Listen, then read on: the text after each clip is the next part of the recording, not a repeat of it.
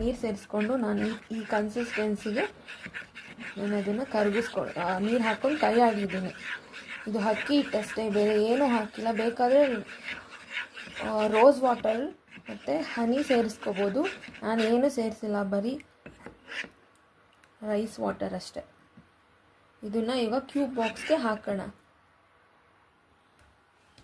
ಈ ರೀತಿ ಕ್ಯೂಬ್ ಬಾಕ್ಸ್ಗೆ ಸ್ವಲ್ಪನೇ ಪೋರ್ ಮಾಡಿ ಹಾಕಿ.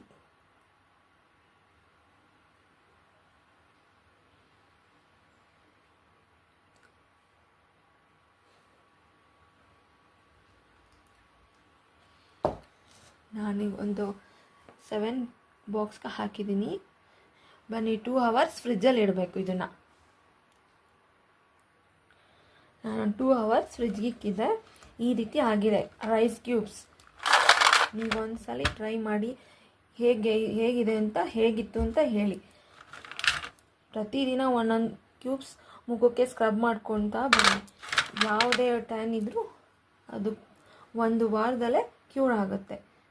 Thank you for watching my channel. Thank you.